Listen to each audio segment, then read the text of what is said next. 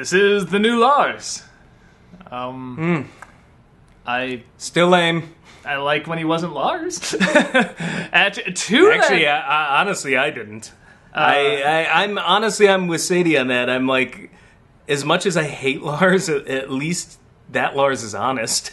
I thought that voice actor did a really good job getting Steven's inflections in there. I thought that was like, I had no trouble believing that, I didn't hear him just doing a voice. I heard, that was Steven inside there, even though it's clearly just one actor. It's very hard for a voice actor to do, so kudos to that guy. In terms of the episode, I mean, it's like, I like the idea. I knew it wasn't going to go the direction that, like, they always go, because you see it in a million shows, and the show likes to put kind of a different spin on these kind of things. So it wasn't just, oh, hey, being Lars is difficult and hard and stuff. It didn't quite go that route. But I don't know. I was kind of like, it wasn't bad or anything. I was kind of expecting it to have something else that was like really going to shock me, really surprise me, because the show is so good at that. And then at the end, it's like, oh, so we're just still kind of where we always are with Lars, I guess. And he's still a dick. Yeah. And I guess it's kind of like, don't try to change people, I guess, kind of. I will say this. In Lars's defense, the one thing I do honestly legitimately like about him is that he's not Ronaldo. That's about it for me. I'm like, when it's all said and done, I still feel he's a more watchable character than Ronaldo. Whenever, like, it has, like, when he went back, when Steven was out of the body and he was back, I was just like, yeah, just right back to hating this guy. I mean, he is just so unlikable. And I do think it was kind of interesting that, I thought I will say this episode entered really creepy territory with him, like, trying to confess his love, or Steven trying to confess Lars's love for him to Sadie while in his... I'm like, this is fucked up. Because these two do not belong together. That's obvious. And Steven's, like, trying to make this end. I will say, it's kind of interesting seeing more, like, why is Sadie with him at all? I mean, we do hear he is different in private, and I think we've all seen couples like that, where it's like, in private they're very different people, but in public it's like, who's they're this not a person? couple. They're friends, right? Yeah, well, I think they're very much implying that they're a couple that goes back and forth. I mean, clearly, it seems like this is from Steven's point of view, and we're not going to see, them do anything. But I think it's very clear they have done stuff, and they're probably continuing to do stuff, and then they're like breaking it off, then getting back together, breaking it off, getting back together. So it's like they're an on again, off again. I don't like it. I don't like this whole thing. I don't like the two of them together. I don't like it either. I'd be lying if I said that I didn't recognize it in some couples, but that's also kind of frustrating. I recognize it, but it's frustrating because I don't know what the show is saying about it. And particularly with this episode where Steven's trying to put them together, I mean, at least he fails. But it's like they're very weird and nebulous when, like, the commentary on that couple is concerned. When you see something like the Joker and Harley Quinn, that's, this is unhealthy. And that's part of the fun. It's like, man, you can see the fault and everything and how unhealthy that is, but they're bad guys, they're villains, and you get it. With this, it's like they're almost trying to show, like, oh, maybe it'll work out, who knows? I'm just like, no, I feel like this should be cut off, and this is not a healthy, good thing, and they're not really emphasizing sort of the Harley Quinn Joker relationship. They're villains. They're funny together. There's extra things. Whenever these two are together, it's just miserable. It's just so miserable. Yeah. Like it's not even funny in a dark kind of way. It's just miserable. I mean, at least the Joker and Harley have that. Yeah. Like, there is something entertaining about it. I know there's this big backlash about, like, Joker and Harley isn't a relationship that people should want to strive for. I'm like, no shit. You think? The sort of people who think it is something to strive for, I don't think posting a meme about it and saying, no, it's not something to strive for, is going to convince them, because I think there's one too many screw looses already. I think that should be common knowledge. Gomez and Morticia Addams, I think, is a relationship to strive for. Relationship. It's not. It's based on consensual abuse. If they go that route. Tonight, to pain, to torture.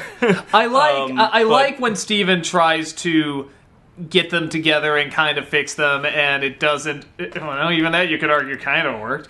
But I think they're trying to show that that's not a good thing to do. Again, I think we've all known people that have tried to do that. They've tried to force whatever, whether it be people get together or break up or be friends or whatever. It's like that's kind of not what you should. I feel like the writers, Rebecca Sugar or whoever, I don't know if she writes every episode. No, they have lots of writers. Yeah. I'm sure she oversees whoever's handling this, I feel like they're trying to say something, but it's getting really lost in translation, just what the hell it is they're trying to say. Yeah. Or maybe that's the point. Maybe it's like... Maybe they're just like, you know what? These two, one of them's kind of decent, the other is an absolute asshole, and together they're a miserable train wreck. Enjoy! That might be it, honestly. Maybe it's just, hey, here's this couple, make of it. Why do I have to sit here and watch it? I feel like every time there's a Lars episode, I end up thinking, well, maybe this will be the one, and I'm just disappointed. Never as disappointed as I am in Ronaldo episodes, at least, but... No, I think you nailed it. There's nothing, super educational or super entertaining about it. It's just unpleasant. It's not fun to watch. And this is probably the closest because Steven takes over his body, and I like hearing that voice actor do Steven's voice. Yeah, that was really fun. Well. But still, even when he was in his body and acting nice and everything, I just found it just as doubly awkward and weird. When it was all said and done, I'm like, wow, they couldn't even make that really entertaining. It was just uncomfortable. They all like him better, and he's trying to convince her that he loves her. Just wrong. Yeah, I feel like not every episode has to be fun. I mean, I almost kind of like it when it takes you into this uncomfortable place, but I mean, it has to be kind of interesting or kind of beneficial, and I guess I'm just not... There's just nothing interesting about Lars. Yeah. He's just kind of... I'm more interested in fucking Onion than I am Lars. Yeah, honestly. And those... The sea captain that talks, I'm more interested in him. It was interesting seeing his parents and kind of what pushovers they are and stuff like that. They're definitely kind of the new age. Oh, no, we want to be your friend. We want to be your chance. At some point, you got to be parents. But yeah, that's always my thing. I'm like, that's great if you want to be your kid's friend, but at the same time, there has to be a drawing, you have to be a parent where you're first. Just no, you have to be a fucking parent. Yeah. Because friends don't have authority. Yeah. And at some point, you need to exercise authority. Yeah. Doesn't mean you need to be a douchebag parent and beat the living shit out of your kid or something, but you need to lay down some law at some point. You can be both, but you have to be both. Yeah. But even then, I thought they could have gone a little bit more with that, and they kind of didn't. So, I don't know. I wasn't reading it I think maybe they were intending us to read it. Me no likey Lars. Yeah. Or maybe that's the point. Maybe we're just not supposed to like him. Here's this relationship. This is just shit that happens, and okay. Maybe Rebecca Sugar's just saying, you know what? We're glad you're having such a good time. You could stand to be miserable for 15 minutes. Yeah, here you go. Here's your punishment for enjoying the Mr. Greg episode. Yeah. It's all about balance. You have something really great, now let's give you something just not fun. So, I was out of all the Lars episodes, this is probably the closest I came to, the sugar giveth, the sugar taketh away.